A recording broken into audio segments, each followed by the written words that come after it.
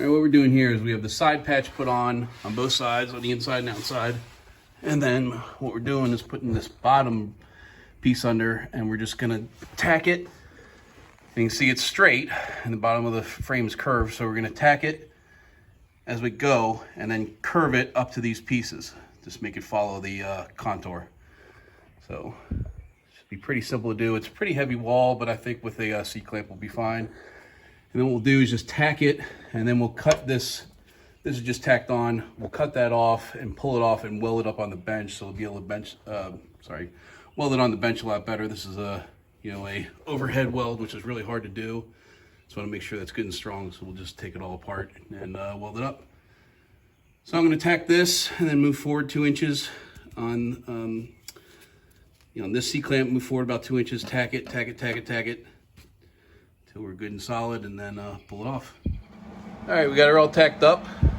Bunch of clamps on it, making sure it's nice and tight up against this middle strap. So put that in. Tacked it. I think it fit real nice. Everything's sucked up tight. You see over there. So we're gonna pop all these clamps off, cut the spot welds on here, and drop this out of here and weld it up. All right, just pulled out the patch that I just made. And it was a nice fit. I actually had to pry it off the old frame, or the frame, to get it out of there, so it's a good fit. Everything's tacked up nice. Got pretty close here. I'm gonna have to grind that down a bit, but I left it a little proud, easier to weld to and make sure I had enough metal. So everything looks pretty good right now. So basically just weld it up and clean it up a bit, shoot some weld-through primer on the frame and the inside of this, and then we'll go ahead and put it back on the frame and weld it up. Pretty happy with it though. Everything's pretty square inside. So I think she's ready to go. All right, got the patch all done. Welded up, ground them down to look pretty.